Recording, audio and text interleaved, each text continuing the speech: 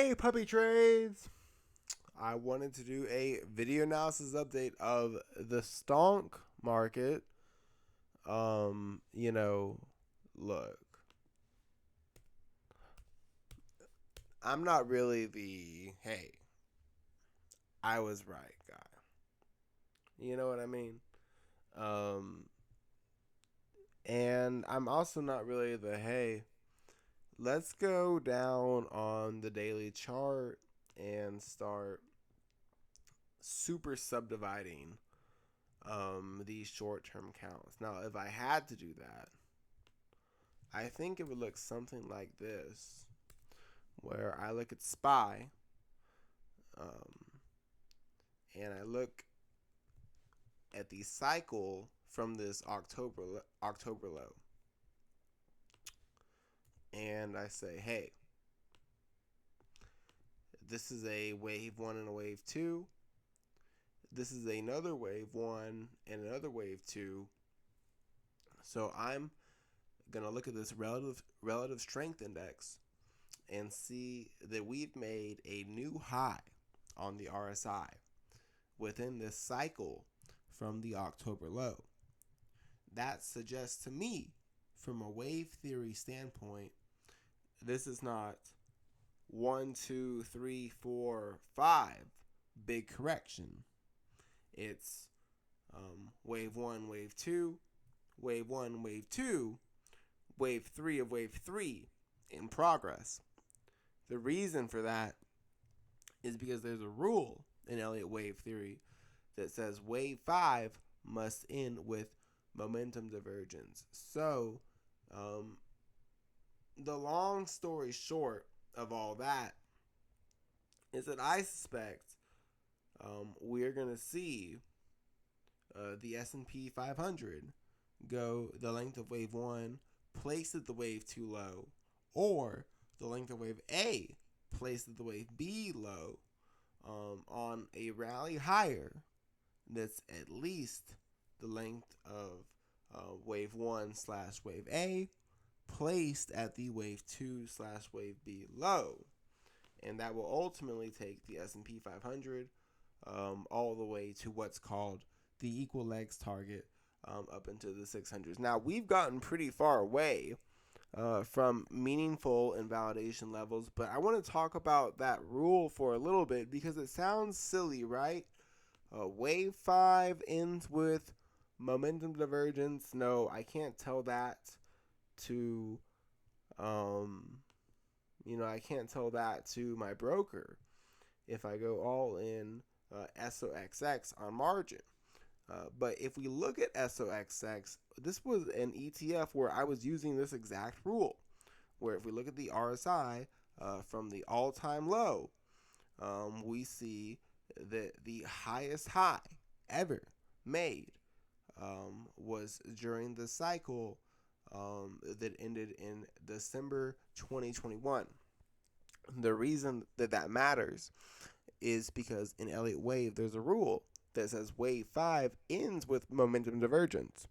So if we have the highest RSI reading on the biggest time frame that's ended at the most recent high, then we don't have momentum divergence. Therefore, we don't have a wave 5 that's occurred. And for a very long time, I use that exact little tidbit of information on SOXX's monthly chart to suggest that we were going to see another high be made. And that's because the expectation from Elliott wave theory was that a wave 5 had not occurred because on the monthly chart, we had seen the highest RSI reading. Therefore, we had not seen momentum divergence. Therefore, we had not seen wave 5. That helped to predict that Nvidia was going to go make a new all-time high, which did happen.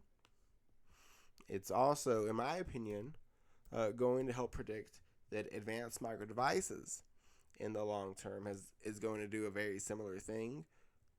It's going to follow Nvidia I believe we've seen a large wave 1 and wave 2. 1, 2, 3, 4, 5 waves up. Wave 1 and wave 2. And so we kind of see advanced micro devices similar to the Nasdaq 100 in the middle area of this juncture. If we look at the Nasdaq, I suspect we see another similar instance. We don't quite have those exact same rules, but if we look at the Nasdaq, we see one, that Microsoft is at a new all-time high. Two, Apple is at a new all-time high. And if we look at the Nasdaq right now, we see very similar to SOXX, very similar to AMD, kind of in the middle of what the classical traders will call that was the left side of the base. Now we're filling out the right side of the base and heading higher. And there's a lot of members of the semiconductor sector, a lot of members of the tech sector where we can look for more upside. I would say for tech, Google is a pretty similar one, where bulls are going to look for a similar rounding out of the base to occur. There's going to be a lot of semiconductor stocks that bulls are going to look for the rounding out of the base to occur. And if we look at Tesla, we're seeing a little bit of leadership, not just from the tech sector, but from the growth sector. This is a textbook example of Elliott wave theory in action. This is a wave 1 rally, an ABC correction, exactly where the length of wave A places the wave B high was where wave C ended. Then the expectation was the length of wave 1 places the wave 2 low, would give a minimum wave 3 target. We're on the way there. And if we look at the RSI, this looks like a perfect wave 1 and wave 2. We've confirmed we are within wave 3 because we broke to a new high above this high of 77.42 on the daily RSI. So this is wave 1, wave 2, wave 3. I'm expecting a shallow wave 4 correction before a wave 5 higher for Tesla. So that would, similar to the Nasdaq, similar to SOXX, suggest that in the big picture, I'm not going to be looking to short the market. Now, I've posted recently about how I bought a long gamma position on the Metaverse ETF METV, where when it was below 10.50, around 10.30, 10.25, I bought the 12 put and the 10 call that expires in November, which is the latest expiration for that ETF. And I posted in more detail about kind of my downside risk management strategy. We've gotten a lot of covered call ETFs that have broken into existence, specifically on the tech sector. I really like JEPQ, SPYI. I like RYLD. I like, and from YieldMax, there's a couple of good funds in NVDY, TSLY, and OARK. Those are all various funds that I talk about a lot, and I'm invested in those myself. So that's not a recommendation for anyone else to go invest in those, but that's just to show how I get kind of a little bit of hedging on this growth sector. If I look at one thing I've been thinking about is I've been buying, I like China, but I want to talk about ARK for a second. In the big picture, there's kind of this idea that, ARK's had a deeper correction, but if it's kind of this new age tech, potentially there's either the Nasdaq in 2001 or Nasdaq in 2009 setup, where this is kind of that new age tech. It formed a kind of that .com bubble high and ended a wave 2, or it formed kind of that recovery from the .com bubble high and had a housing crisis wave 2 and can enter a wave 3. Now, I'm not trying to get fundamentals involved or compare those situations. I'm just trying to say that from my personal Elliott wave perspective, I do believe that kind of the new age growth, ARK, Square Cash, PayPal, Roku, could be very similar to that tech in the 2000s, risk reward ratio, where, yeah, we probably are going to see some Yahoo.coms that never recover. And just a couple months ago, Nvidia and Palantir recovering substantially. That was silly. And I'm not, trying to make, too many comparisons, but I suspect from an Elliott wave perspective and how I'm positioning for growth is that ARK has formed a large wave 1 and a wave 2, or it's formed a large wave A and is ended a wave B at the 78.6% retracement. So there are these yield max funds on Tesla and ARK that are TSLY, TSLY, and OARK. They sell it's a pretty complicated strategy, but it is basically a covered call strategy on ARK and Tesla. Only instead of physically owning the underlying shares, they are using a synthetic option position to get that upside exposure. So yes, it's very risky, but it's basically a covered call position on Tesla and ARK, ideally on steroids. So for ARK, for Tesla, I'm using and Nvidia as well. NVDY is the Nvidia synthetic cover call position from YieldMax.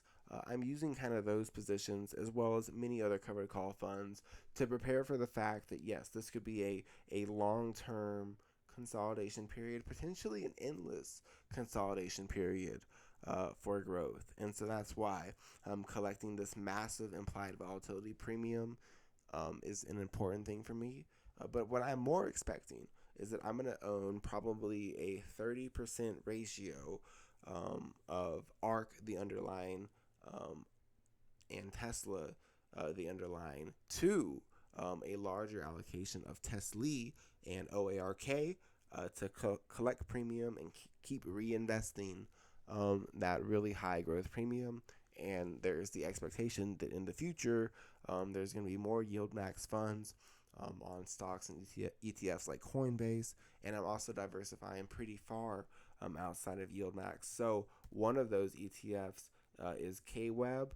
It's more easy for me to just talk about an underlying holding, or one of the biggest holdings in KWEB, which is Alibaba. So I'm expecting, this is a Chinese internet stock, Alibaba. I do own Alibaba. I am quote unquote bag holding Alibaba from about 165. I've been averaging in the KWEB from a lower level, and so I'm starting to kind of get that benefit of averaging down as Chinese internet recovers. But the real reason that I'm buying Chinese internet, at least right now, is because there is a new ETF from Crane Shares called KLIP, KLIP, that is running the buy right on Chinese internet, KWEB specifically. So this is Alibaba, 1, 2, 3, 4, 5 waves up, large wave 1, and ABC correction wave 2. And I suspect this is another wave 1 and another wave 2. And we can see Chinese internet enter wave 3 of wave 3. I posted about Bilibili recently, also in Chinese internet. I posted about Neo recently as well. Now, I was a little afraid of how well that Neo posted, but as well, and just from a, the Neo post that got like 30,000. The Neo post got more likes and more views probably than my most 40 recent posts combined, and that's not an exaggeration at all. That's just a little strange because I'm a very diversified investor, and when I post on FinTwit, I think that the stocks I post about, the ETFs and the ideas and the risk management is extremely fairly balanced, but sometimes I'm disappointed in how outsized some of the growth stocks do in terms of engagement.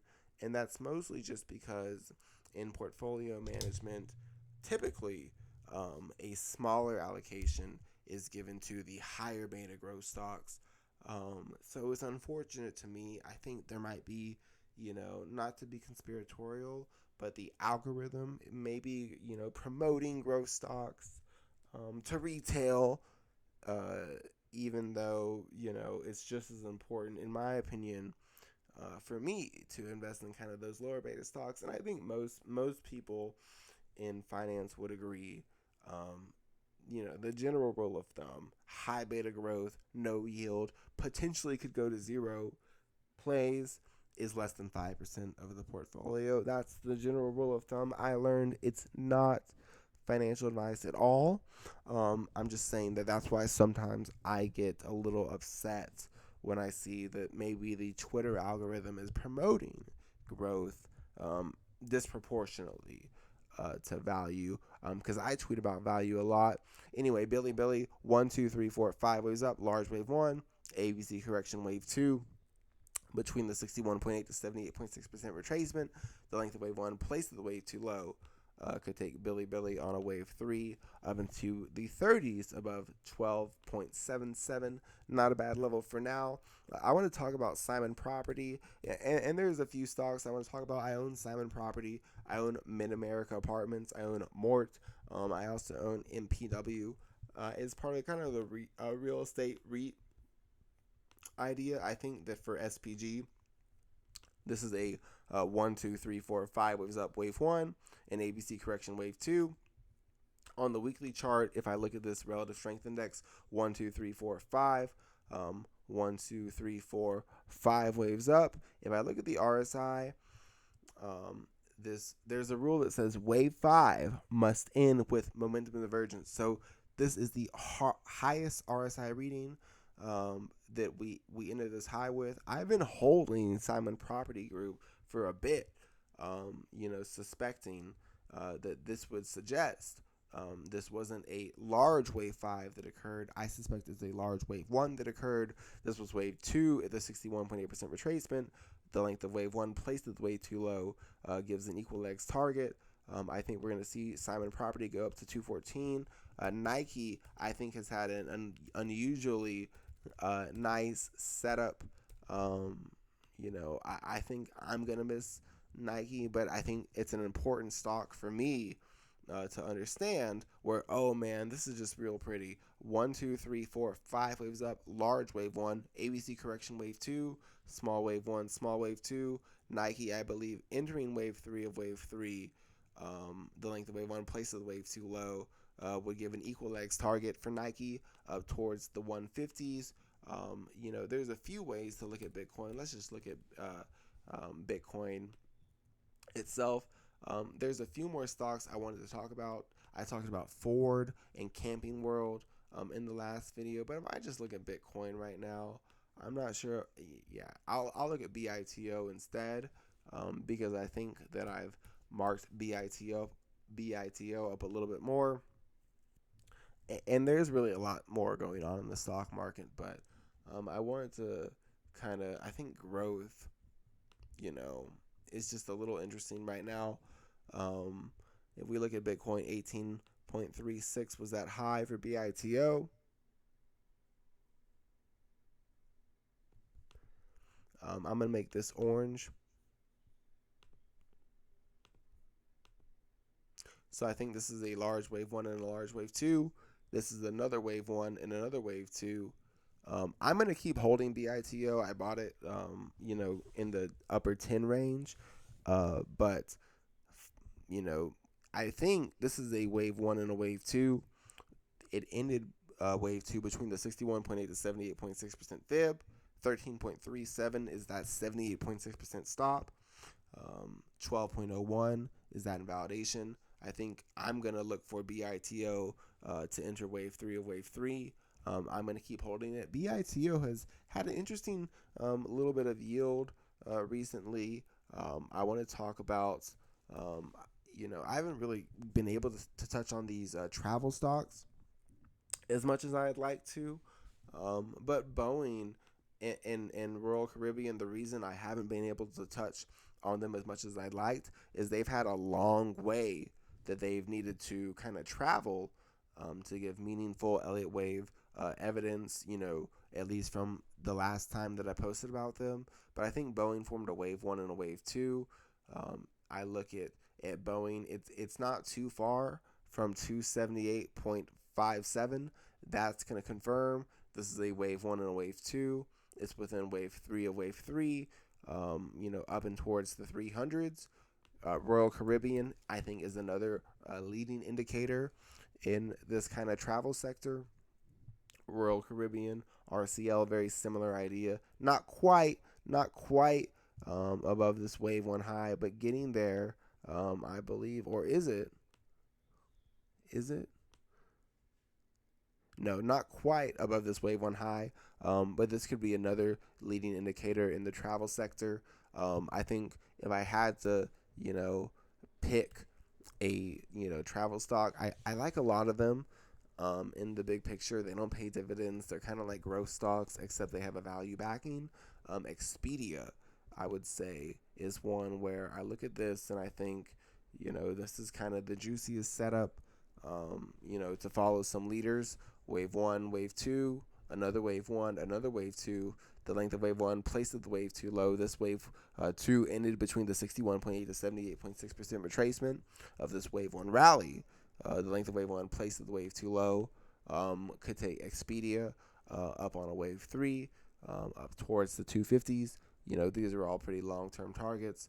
I don't, necessarily think I'm going to be chasing, the S&P 500 right now.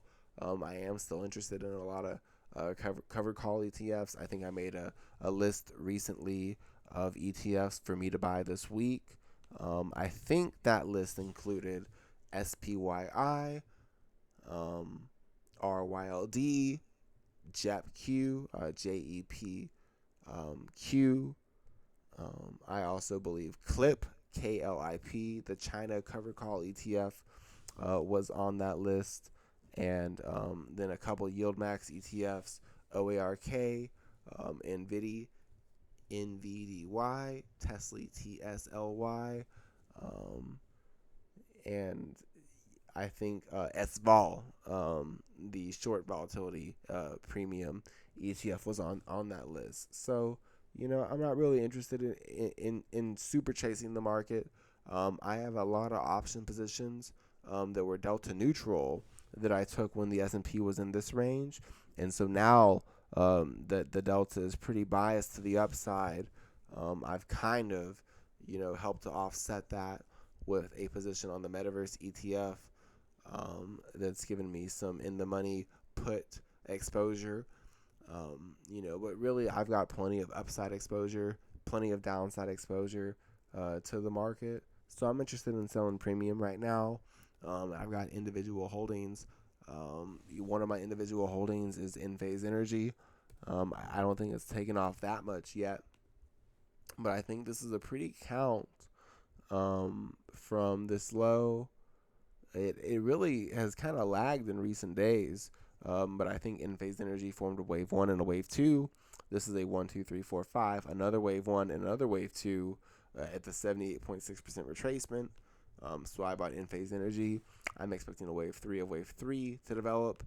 The length of wave one, place at the wave two low, could take Enphase Energy up into the upper 300s in the big picture, where I plan to sell half my position.